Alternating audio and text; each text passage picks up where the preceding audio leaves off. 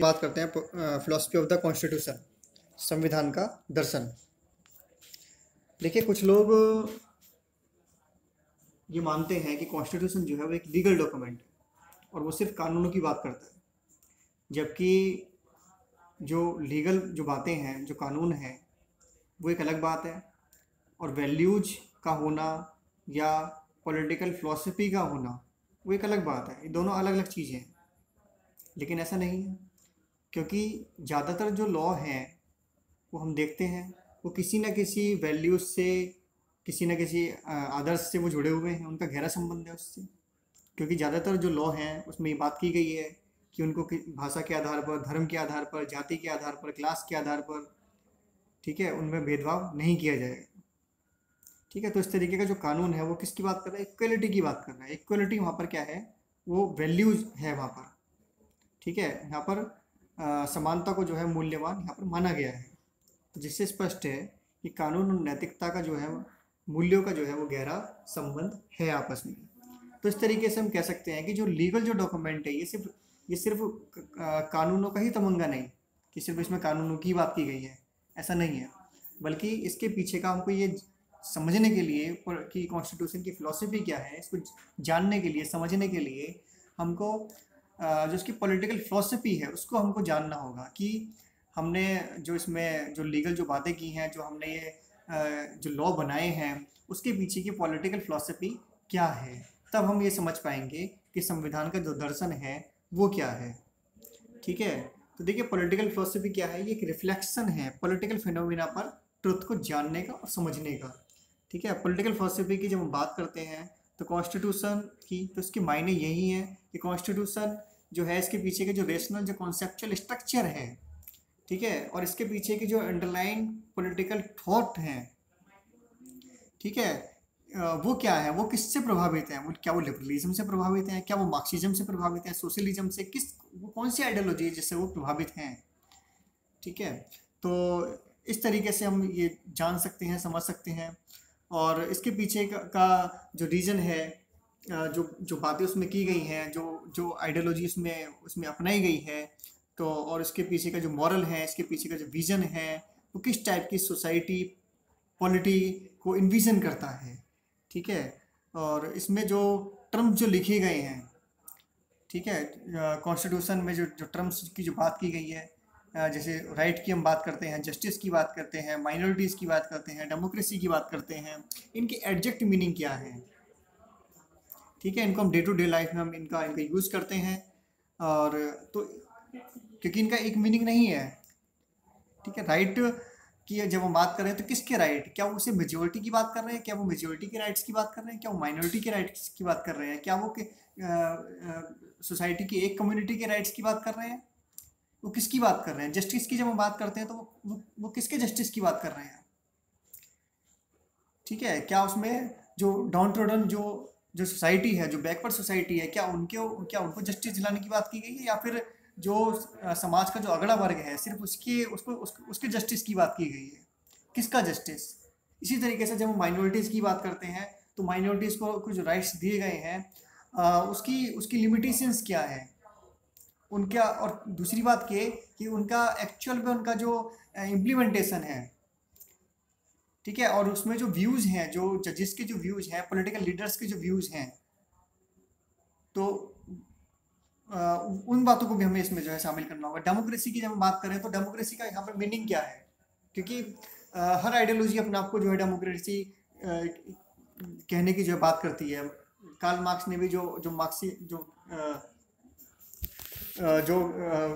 Marxism की जो बात की थी, मार्क्सवादी विचारधारा जो थी, वो भी अपने आप को जो है सही मायने में जो जनवादी सरकार की वो बात करते थे। वो कहते थे कि सही मायने में तो डेमोक्रेसी हम हैं। ठीक है, तो वो कौन सी डेमोक्रेसी की यहाँ पर बात हो रही है? क्या वो लिबरल से प्रभावित है? क्या वो मार्क्सिस्ट से प्रभावित है? ठीक है, तो इस तरीके से इन सब बातों को जो है समझने का एक प्रयास है, और यही है फिलॉसफी ऑफ द कॉन्स्टिट्यूशन।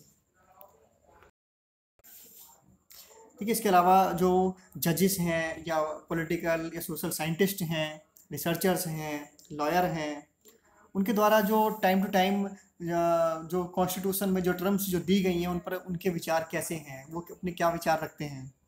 ठीक है, जैसे कि 26 नवंबर को कॉन्स्टिट्यूशनल डिग्निटीज़ ने अपने कॉन्स्टिट्यूशन पर अपने जो है आइडियाज़ रखे, और जैसे कि चीफ जस्टिस ऑफ इंडिया ने कहा और कि ये जो कॉन्स्टिट्यूशन है ये क्या है, वॉइस ऑफ मार्जिनलाइज्ड।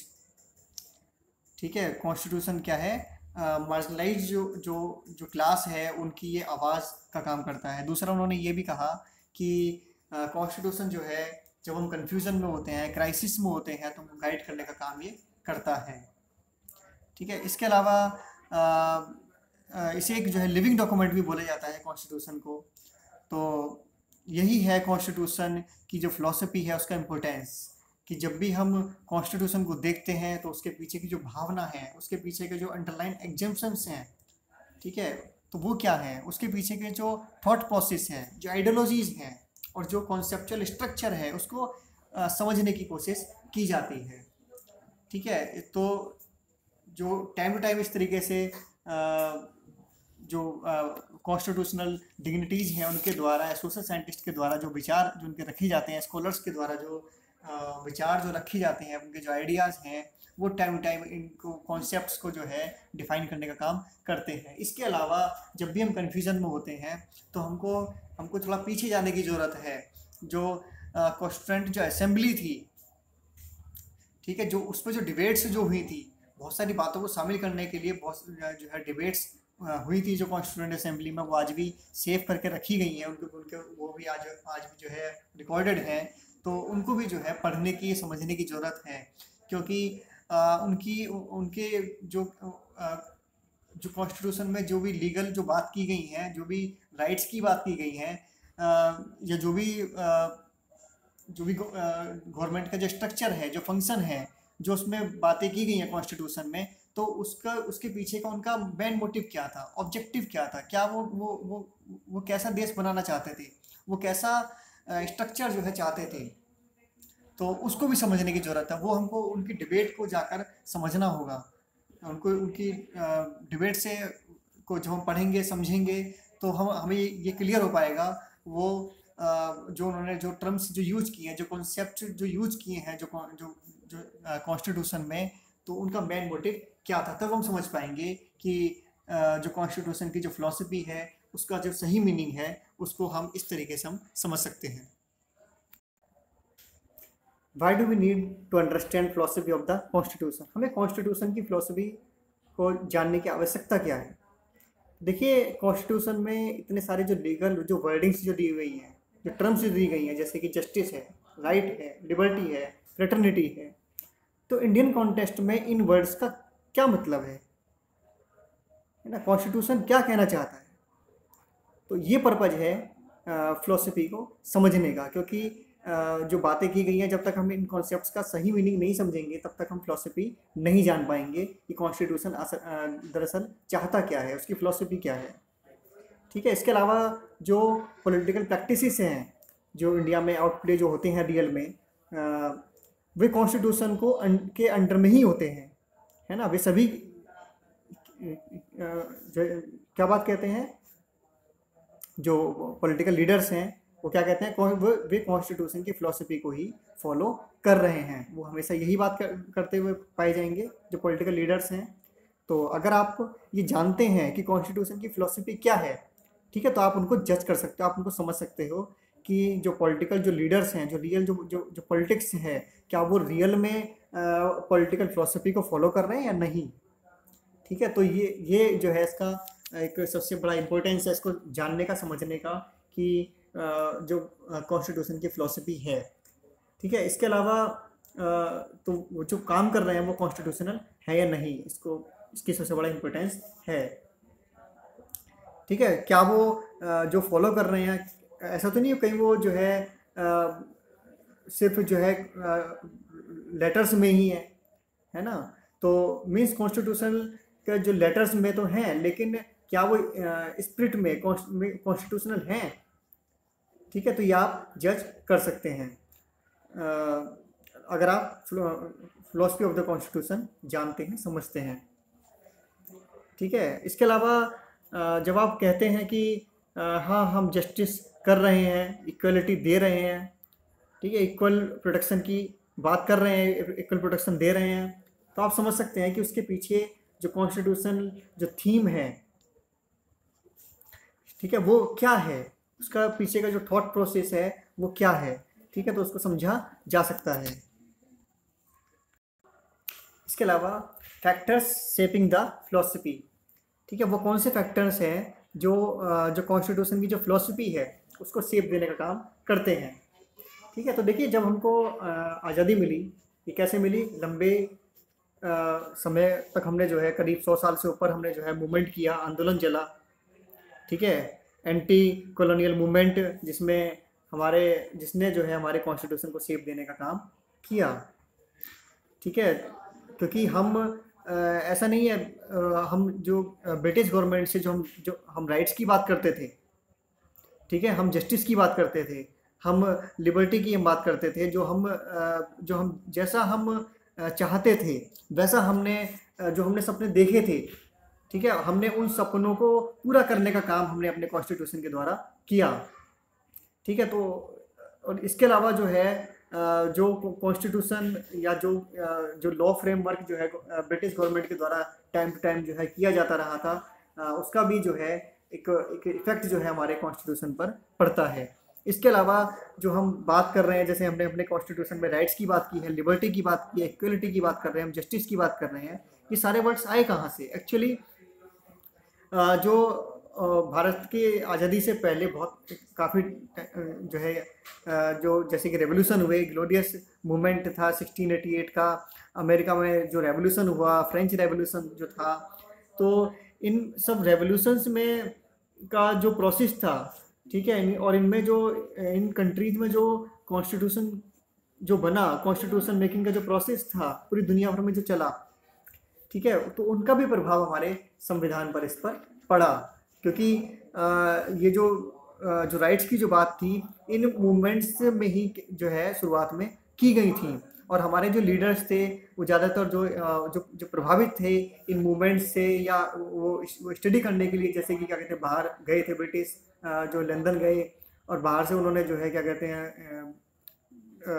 स्टडी की उन्होंने बाहर जाकर, तो उन्होंने और बाहर की जो फिलॉसफी थी उन्होंने उसको पढ़ा, उसको समझा, और ये देखा कि किस तरीके से वहाँ पर मूवमेंट्स हुए हैं, वहाँ पर इक्वलिटी की बात होती है, वहाँ पर सोशल जस्टिस की बात होती है, लिबर्टी की बात होती है, जिससे हम कोसों दूर हैं। तो उन्होंने पहले तो ब्रिटिश गवर्नमेंट के सामने वो सब डिमांड्स रखी, और उसके बाद अपने संविधान में उन सब बातों को समझने का काम किया। तो इन सब मूवमेंट्स का भी हमारे संविधान पर गहरा प्रभाव पड़ा, हमारी जो फिलॉसफी थी कॉन्स्टिट्यूशन की उस पर इसका प्रभाव पड़ता है। इसके अलावा कॉन्स्टिट्यूशन फ्रेम करते समय जो है हम सब जानते हैं पार्टीशन हुआ, देश का बंटवारा हुआ, और उसमें जो है बहुत ज़्यादा जो है कम्युनल टेंशन्स हुई, जिसमें लाखों लोग मारे गए। तो उसी टाइम पर हमारी जो कॉन्स्टिट्यूशन असेंबली थी वो काम कर रही थी, वो संविधान लिख रही थी, तो उस पर भी है उन सब जो भी कम्युनल राइट्स हुए हैं, जो भी दंगे फसाद हुए, उन सब का असर जो है कॉन्स्टिट्यूएंट असेंबली पर था, और उसका प्रभाव जो हमारे संविधान में देखने को मिलता है। इसके अलावा जो कॉन्स्टिट्यूएंट असेंबली की जो डिबेट्स थी उसने भी हमारे कॉन्स्टिट्यूशन की फिलॉसफी को इफेक्ट किया, जैसे कि अभी हमने बात की थी कि जो डिबेट्स में जो भी बातें रखी गई थी, जो भी क्या कहते हैं आइडियाज़ थे हमारे कॉन्स्टिट्यूशन मेकर के, तो उनका भी प्रभाव जो है हमारे संविधान पर पड़ा। ये आप देख सकते हैं, नोट कर सकते हैं हिंदी में। How understand the philosophy of the constitution, संविधान के दर्शन को हम समझे कैसे, ठीक है, वो इसका सोर्स क्या है, हम कैसे इसको समझें। तो देखिए जब हम फिलोसफी ऑफ द कॉन्स्टिट्यूशन को पढ़ते हैं, समझते हैं कि ये फिलोसफी ऑफ द कॉन्स्टिट्यूशन क्या है, इसका सोर्स क्या है, तो इसके सोर्स ये है, जैसे कि इन पर बात कर लेते हैं करके, जैसे कि पहले हम बात कर लेते हैं ऑब्जेक्टिव रेजोल्यूशन, ये एक सोर्स है, ठीक है। तो देखिए ये पेश कब किया गया था, ये 13 दिसंबर 1946 को ये कॉन्स्टिट्यूंट असेंबली में पंडित जवाहरलाल नेहरू के द्वारा इसको पेश किया गया था। तो ये ब्लूप्रिंट था, जब भी हम कोई काम करने जा रहे होते हैं, नया काम करने जा रहे होते हैं, तो हमें अपने सामने खाका एक रखना होता है, ब्लूप्रिंट रखना होता है कि ये काम हमें किस तरीके से करना है, हमारा लक्ष्य क्या होगा, हमारे उद्देश्य क्या होंगे। तो इस तरीके से ये जो ऑब्जेक्टिव रेजोल्यूशन था, ये एक तरीके का ये हम कह सकते हैं कि हम कैसे कॉन्स्टिट्यूशन हम बनाने जा रहे हैं, इसके पीछे के जो आइडियल्स हैं, जो गोल हैं, ऑब्जेक्टिव हैं, ठीक है, वो क्या होंगे, ठीक है, और हम किस टाइप की पॉलिटी हम अपने नेशन को देंगे। तो ये सब बातें इस ऑब्जेक्टिव रेजोल्यूशन में की गई थी, और इसी ऑब्जेक्टिव रेजोल्यूशन को बाद में चेंज करके प्रियम्बल का रूप दिया गया था। आज भी अगर आप प्रियम्बल को आप इसको पढ़कर देखें, इसको बार बार इसको पढ़ें, तो आपको कॉन्स्टिट्यूशन की जो फिलॉसफी है वो उसमें आपको झलकेगी, वो आपको क्लियर होगी, समझ में आएगी कि हाँ, हमारा कॉन्स्टिट्यूशन की दिशा क्या है, वो क्या चाहता है, वो हमने उसकी फिलॉसफी क्या है, ठीक है। इसके अलावा जो डिबेट्स हैं कॉन्स्टिट्यूंट असेंबली की, वो एक बहुत बड़ा अपने आप में सोर्स है, वो सब रिकॉर्डेड है। अगर उसको आप पलट कर देखें तो उसके पीछे की जो भावना है, उसके पीछे की जो टर्म्स, जो लीगल टेक्स्ट, उसके पीछे का जो सोच है, ठीक है, जो कॉन्स्टिट्यूशन असेंबली में, जो कॉन्स्टिट्यूंट असेंबली में जो बहस हुई, ठीक है, हर मुद्दे को लेकर उसमें बहस हुई कि जैसे कि जो कॉन्स्टिट्यूशन का जैसे पार्लियामेंट्री फॉर्म्स को हमने अडॉप्ट किया है, ठीक है, या फिर हमारा जो फेडरल स्ट्रक्चर है, ठीक है, हर मुद्दे पर बहुत ज़बरदस्त बहस हुई कि नहीं, ऐसा नहीं, ऐसा होना चाहिए, नहीं ऐसा नहीं, ऐसा होना चाहिए, ये भारत के लिए ठीक रहेगा, ये तो सभी ने अपने आइडियाज़ रखे। और उस बहस के बाद जो निष्कर्ष पर वो लोग पहुँचे और उसको जो है उसमें रखा गया। इसमें ऐसा नहीं था कि किसी के विचार को नहीं सुना गया, या जो कॉन्स्टिट्यूंट असेंबली थी वो आपसी आपसी सहमति पर काम कर रही थी, वो एक दूसरे से कोऑर्डिनेट करके काम कर रही थी। अगर उसमें एक के भी विचार की असहमति थी तो उसको उसको उसको जो है दूर कर लिया जाता था, अगर जो भी समस्या होती थी। ऐसा नहीं कि उसमें एक अगर उससे ना खुश है, अगर एक को वो चीज़ नहीं पसंद आ रही है, तो तो इट्स ओके, कोई फर्क नहीं पड़ता, मेजोरिटी पर हम काम करेंगे। मान लीजिए 10 लोग हैं किसी किसी कमेटी में, तो उसमें से 8 लोग सहमत हैं या 7 लोग सहमत हैं, तो उन्होंने कह दिया मेजोरिटी ये फैसला कर रही है। तो ऐसा नहीं था, सभी की इसमें जो है रजामंदी इसमें रखी गई, सभी को इसमें शामिल किया गया हर इश्यूज पर, ठीक है। तो इस तरीके से जो डिबेट्स हैं कॉन्स्टिट्यूंट असेंबली की, वो एक जो है वो एक अपने आप में जो है एक सोर्स है जिससे हम समझ सकते हैं, जिनको अगर हम पढ़ें, समझें, सुने, तो कि उससे हमें क्लियर होगा कि फिलोसफी ऑफ द कॉन्स्टिट्यूशन क्या है, वो हमको पता चलेगा। इसके अलावा जो स्कॉलर्स हैं, जो कॉन्स्टिट्यूशंस के जो एक्सपर्ट हैं, जैसे कि डी बसु हैं, सुभाष कश्यप हैं, इसके अलावा और भी काफ़ी सारे जो लीगल एक्सपर्ट हैं, ठीक है, वो टाइम टू टाइम जो है अपने विचार देते रहते हैं, वो रिफ्लेक्ट करते रहते हैं, और वो ये हमें बताते रहते हैं कि कॉन्स्टिट्यूशन की फिलॉसफी क्या है। अभी जैसे कि आर्टिकल 370 जो है वो हटाया गया, और जो भी ये बदलाव हुए, तो इसमें जो फिलोसफर्स थे कॉन्स्टिट्यूशन के, जो जो जो क्या कहते हैं, स्कॉलर्स थे, एक्सपर्ट्स थे, उन्होंने अपने विचार रखे, उन्होंने उन्हीं इन बातों को बताया, ठीक है। तो उनकी बातों से जो है ये सारा कुछ क्लियर होता है कि सही जो बातें हैं वो क्या है, कॉन्स्टिट्यूशन की फिलॉसफी क्या है। इसके अलावा जो बहुत सारे ऐसे कॉन्फ्रेंसेस होते रहते हैं, जिसमें चीफ जस्टिस भी अपने विचार रखते हैं, सुप्रीम कोर्ट के, हाई कोर्ट के जजेस अपने उसमें जो पार्टिसिपेट करते हैं, अपनी स्पीच देते हैं, तो उनको सुनने से भी हमको जो है ये समझ में आता है कि फिलॉसफी ऑफ द कॉन्स्टिट्यूशन क्या है। इसके अलावा जुडिशल इंटरप्रेशंस जो हैं, ठीक है, सुप्रीम कोर्ट की जो डिफरेंट जो जजमेंट हैं, टाइम जो सुप्रीम कोर्ट के द्वारा दिए जाते हैं, जैसे केस वन भारती केस में दिया गया, और वैसे बहुत सारे केस थे, शुरुआत में गोलकनाथ केस था, ठीक है, मिनर्वा मिल्स केस है, ऐसे बहुत सारे केस हैं जिनमें जो है डिसीजन दिए जाते हैं, और कॉन्स्टिट्यूशन की जो फिलॉसफी है उसको जो है वो क्लियर होती है, ठीक है। तो इस तरीके से हम समझ सकते हैं कि कॉन्स्टिट्यूशन की फिलॉसफी क्या है। देखिए, ये है प्रियम्बल, कॉन्स्टिट्यूशन का प्रियम्बल जो है। अगर हम पूरे कॉन्स्टिट्यूशन का एक जो सार है, जो निचोड़ है, अगर उसे देखें तो वो हमको प्रियम्बल में देखने को मिल जाता है। किसी भी कॉन्स्टिट्यूशन का प्रियम्बल आप देख लीजिए, प्रियम्बल से ही आपको क्लियर हो जाएगा उस कॉन्स्टिट्यूशन की फिलॉसफी क्या है, उसको वो कॉन्स्टिट्यूशन का मोटिव, ऑब्जेक्टिव क्या है, वो कैसा संविधान है, उसके प्रियम्बल को देखने से ही हमें क्लियर हो जाता है। अब जैसे कि इसमें पहली लाइन ही दी गई है, we the people of India, ठीक है। तो ये जो ये संविधान है, ठीक है, तो ये संविधान को पढ़ने से, ये लाइन ही समझने से, ये पढ़ने से ये जो है समझ में आता है कि ये जो कॉन्स्टिट्यूशन है ये हमने अपने आप को जो है ये दिया है, भारत की जनता ने ये खुद को ये संविधान दिया है। ठीक है, और ये जो बातें इसमें लिखी गई हैं वो भारत के जनता के द्वारा जो है ये कही जा रही हैं, और ये संविधान हम खुद को सौंप रहे हैं। तो ये कॉन्स्टिट्यूशन हमारे ऊपर किसी के द्वारा थोपा नहीं गया है। इसके अलावा जो इसमें वर्डिंग्स जो दी गए हैं, सॉवरेनिटी की इसमें बात की गई है, मतलब हम पूरे तरीके से सॉवरन हैं, हम डोमेस्टिक मामलों में, हम एक्सटर्नल मामलों में, हर तरीके से हम सॉवरन हैं। सोशलिस्ट की बात कर रहा है, सेकुलरिज्म की बात कर रहा है, डेमोक्रेटिक रिपब्लिक की बात कर रहा है। तो एक सेकुलरिज्म हम आगे बात करेंगे, सेकुलर एक अलग तरीके का सेकुलर है ये, वेस्टर्न सेकुलर से ये अलग है। और इसके अलावा जो डेमोक्रेटिक रिपब्लिक का मतलब ये है कि हम अपने रूलर्स जो है वो हम खुद चुनेंगे, हमारी जो है सरकार कैसी होगी, खुद की चुनी हुई सरकार होगी।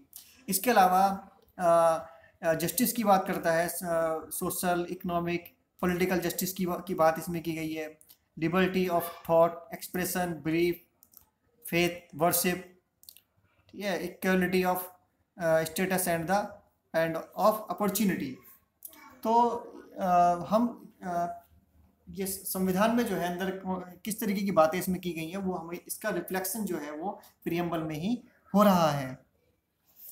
ठीक है, तो ये हम पढ़कर हम इसको समझ सकते हैं कि हमारा जो कॉन्स्टिट्यूशन की फिलॉसफी है, एक मेन सोर्स है हमारा जो ये प्रीएम्बल है कॉन्स्टिट्यूशन की फिलॉसफी को समझने का।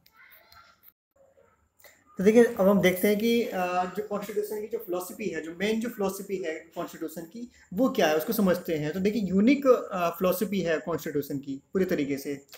और हमारा जो कॉन्स्टिट्यूशन है ये सिंथेसाइज करता है लिबरल आइडियोलॉजी को, ठीक है, जो कि लिबरल पॉलिटिकल आइडियोलॉजी है। और इसके अलावा कम्युनिटेरियन एंड सोशलिस्ट जो आइडियोलॉजी है ये इसको सिंथेसाइज करने का काम करता है।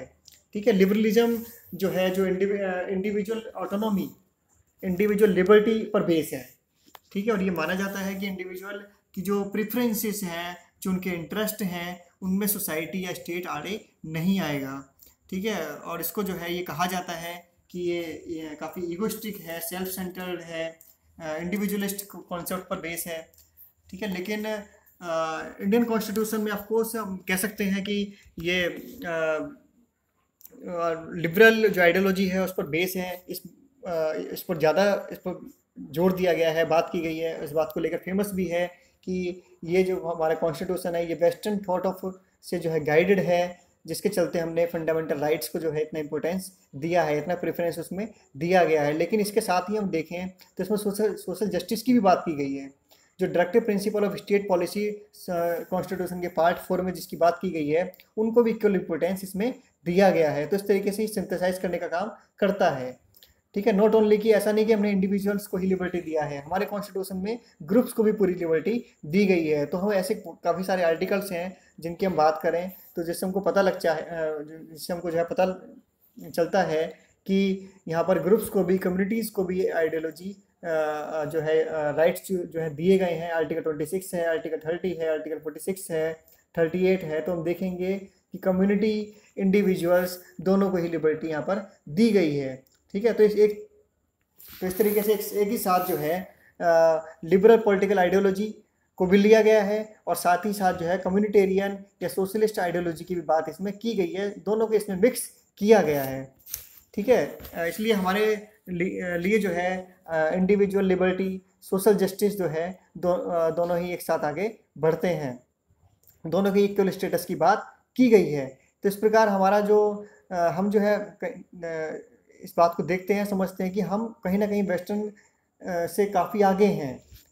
ठीक है, क्योंकि उन्होंने अपने कॉन्स्टिट्यूशन में जो क्या कहते हैं लिबर्टी है, जो लिबरल की बात उन्होंने जो है शुरुआत में की, और उन्होंने सोशल जस्टिस की बात उन्होंने बहुत बाद में की।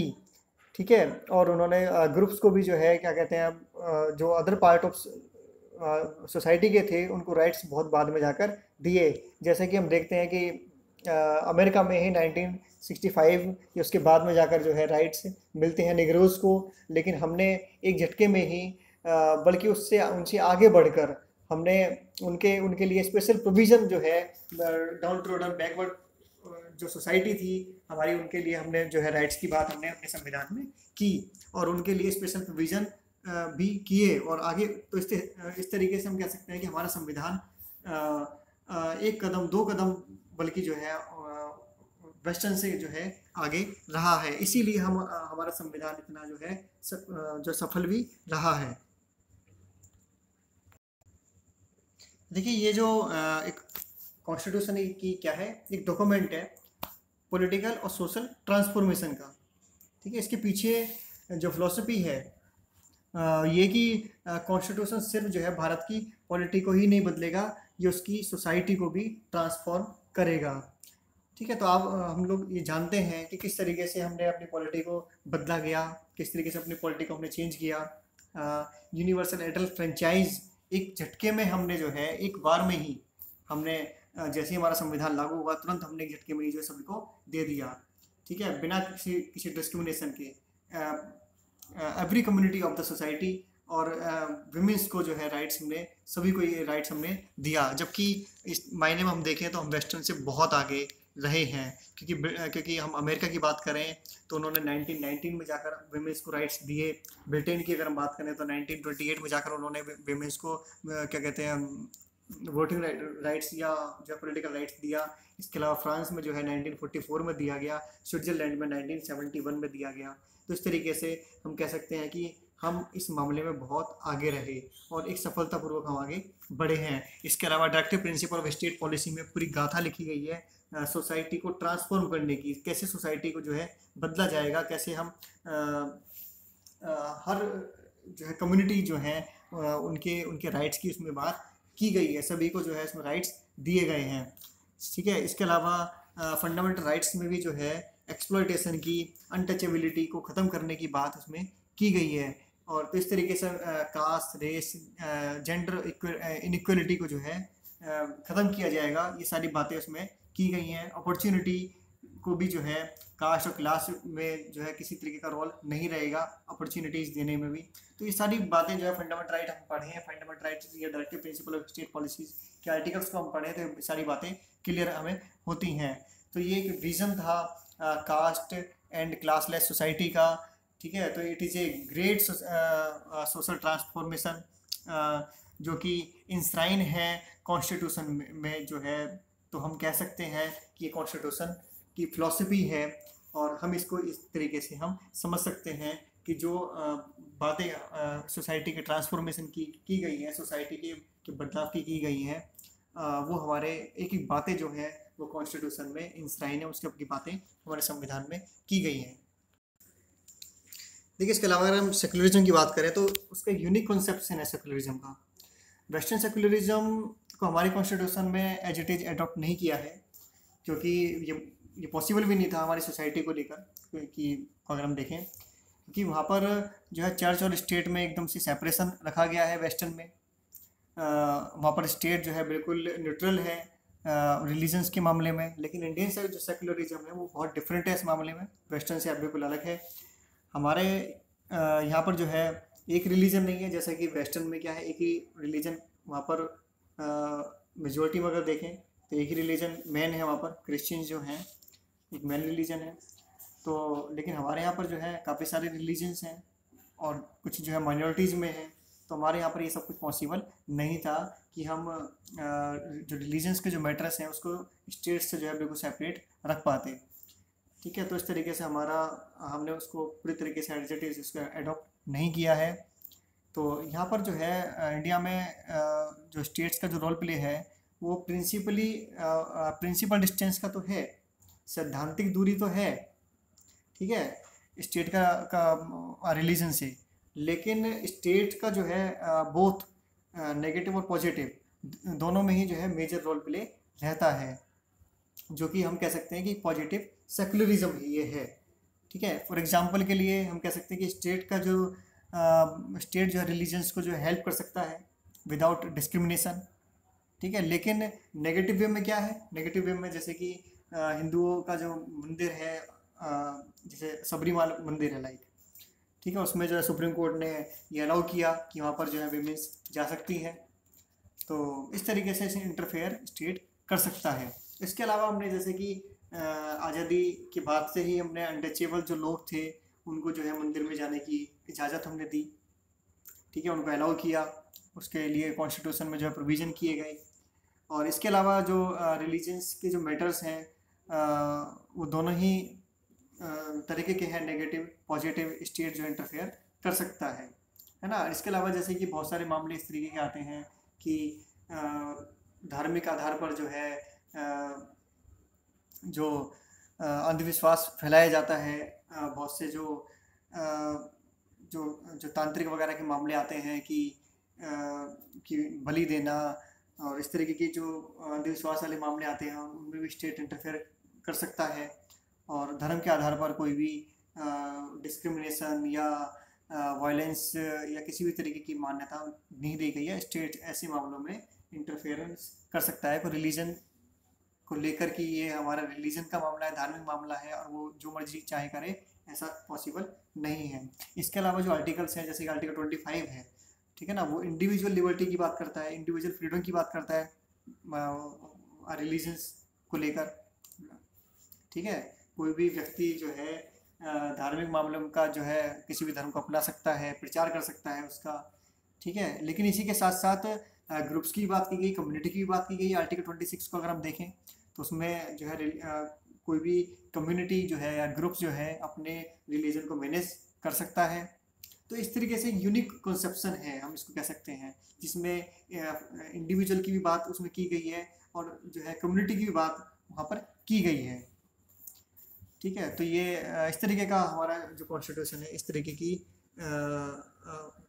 रिलीजन की जो फ्रीडम है उसको इंश्राइन करता है। देखिए इसके अलावा जिस तरीके की फेडरलिज्म की बात की गई है हमारे कॉन्स्टिट्यूशन में, तो उससे भी हमारे कॉन्स्टिट्यूशन की जो फिलॉसफी है उसका पता चलता है।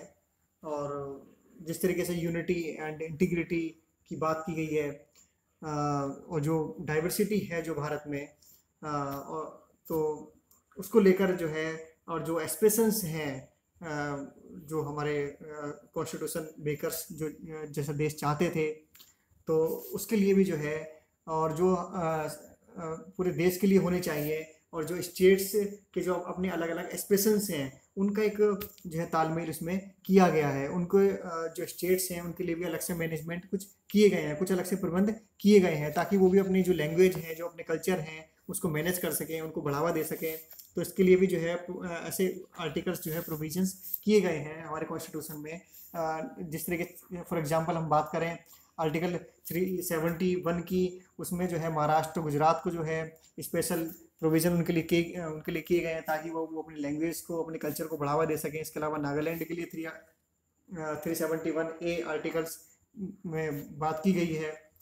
तो इस तरीके से ऐसा नहीं है कि हमारा जो जो जो फेडरलिज्म है वो सिर्फ सेंटर को ही राइट देता है या सेंटर को स्ट्रॉन्ग बनाता है, वो साथ ही साथ जो है स्टेट्स को भी राइट्स देता है, ताकि वो भी अपने जो है कल्चर और अपनी जो लैंग्वेज उनको बढ़ावा दे सकें, उनके लिए प्रोविज़न कर सकें। इसके अलावा माइनॉरिटीज़ की भी बात की गई है। माइनॉरिटीज़ है, मार्जिनलाइज सोसाइटी हैं, उनको भी हमारा संविधान जो है अधिकार देता है। आर्टिकल 26 को अगर हम उठाकर देखें तो उसमें रिलीजन जो माइनॉरिटीज़ हैं उनको अपने रिलीजन को मैनेज करने का राइट दिया गया है। इसके अलावा आर्टिकल 29 है जिसमें जो माइनॉरिटीज़ हैं वो अपने जो एजुकेशनल इंस्टीट्यूशंस हैं उनको वो क्या कहते हैं उसको वो ओपन कर सकते हैं और अपने रिलीजन को, अपने कल्चर को उसमें बढ़ावा दे सकते हैं। और इसके लिए वो स्टेट से जो है विदाउट एनी डिस्क्रिमिनेशन वो जो है ग्रांट ले सकते हैं, उसका भी राइट उसमें दिया गया है। इसके अलावा आर्टिकल 46 को अगर हम देखें तो उसमें इक्वल स्टेटस की उसमें बात की गई है। स्पेशल केयर जो है की जा सकती है जो एजुकेशनल और इकोनॉमिकली जो बैकवर्ड जो क्लासेस हैं, जो वीकर सेक्शन हैं, खासतौर पर SC/STs के लिए उसमें स्पेशल प्रोविज़न किए गए हैं। तो इस तरीके से ऑल जो इनजस्टिस है जो जो क्या कहते हैं सोसाइटी के ऑल फॉर्म्स ऑफ एक्सप्लॉयटेशन और इनजस्टिस, उस सबको क्या कहते हैं एलिमिनेट करने की बात इसमें की गई है। आर्टिकल इसके अलावा 6th शेड्यूल है जिसमें असम, मेघालय, मिजोरम, त्रिपुरा, ठीक है, इनमें जो है जो यहाँ की जो ट्राइबल्स जो एरिया हैं, ठीक है, उनको भी स्पेशल राइट्स दिए गए हैं। तो इस तरीके से हम ओवरऑल कह सकते हैं कि ऐसे बहुत सारे प्रोविजंस हैं, लॉज हैं, जो माइनॉरिटीज़ के कल्चर को बढ़ावा देने के लिए उनके प्रोटेक्शन की बात करते हैं। ठीक है, ठीक है, इसके अलावा जो है अदर फीचर्स भी हमारे कॉन्स्टिट्यूशन के, जिसमें कि जैसे कि पार्लियामेंट्री फॉर्म्स ऑफ गवर्नमेंट है, उसको हमने अडॉप्ट किया है। इसके अलावा इंडिपेंडेंस ऑफ द जुडिशरी को स्वतंत्र रखा गया है। इसके अलावा division and balance of power, इसकी हमने बात की है। जैसे कि तीनों ही जो पिलर्स हैं, जैसे कि एग्जीक्यूटिव है, लेजिस्लेटिव है, जुडिशरी है, इन तीनों की ही पावर्स जो हैं अलग अलग इनको दी गई हैं। और लेकिन साथ ही साथ जो है बैलेंस भी एक दूसरे को ये करते हैं, ताकि कोई बहुत ज़्यादा पावरफुल ना हो जाए। ठीक है, और इसके अलावा जो है डिटेल्स प्रोसीजर है और इंस्टीट्यूशनल डिज़ाइन, कि कैसा हमारी जो कैसे हमारी जो है इलेक्शन कमीशन की बॉडी होगी, कैसा हमारे और हमारी जो है जो सिविल सर्वेंट्स जो होंगे उनके बारे में भी बात की गई है ना। तो ऐसी बहुत सारी जो है सभी तरीके की बातें जो है डिटेल्स में हमारे कॉन्स्टिट्यूशन में की गई है। तो इसी वजह से हमारा कॉन्स्टिट्यूशन इतना लेंथी भी है।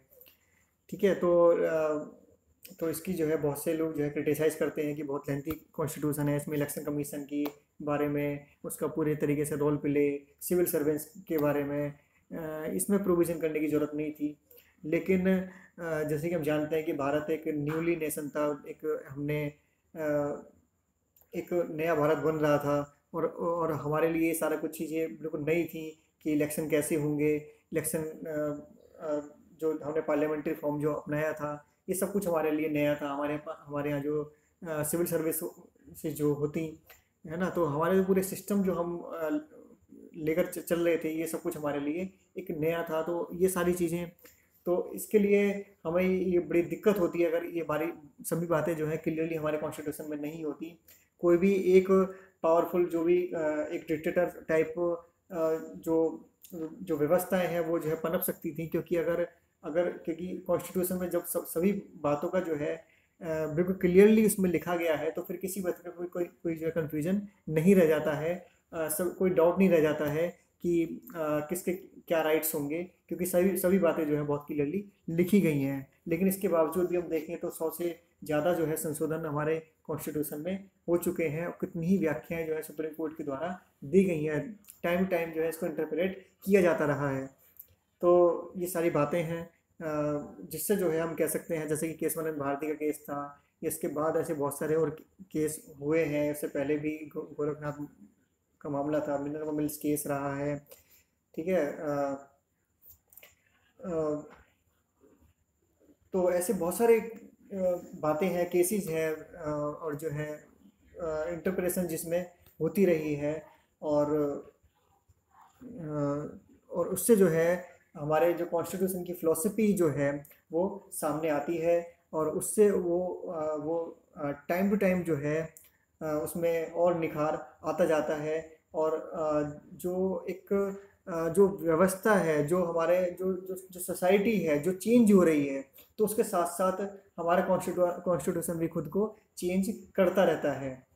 ठीक है, तो ये इस तरीके से ऐसा नहीं कह सकते कि स्टैटिक कॉन्स्टिट्यूशन है कि उसमें अगर अगर बदलाव की अगर गुंजाइश ना हो, अगर तो उससे क्या होगा, वो संविधान जो है फिर वो जो है दिक्कत करने वाला होगा।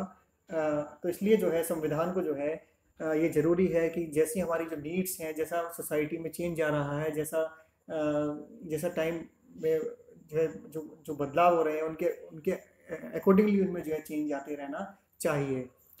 ठीक है, तो वैसे हमारे कॉन्स्टिट्यूशन में जो है चेंज आते रहे हैं, लेकिन जो साथ ही साथ जो है जुडिशरी के द्वारा टाइम टाइम ये कहा गया है कि इसका जो बेसिक स्ट्रक्चर है वो नहीं बदला जा सकता है।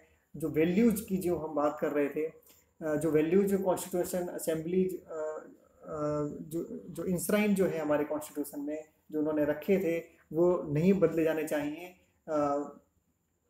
क्योंकि वो जो है हमारा क्या है, वो बेस है।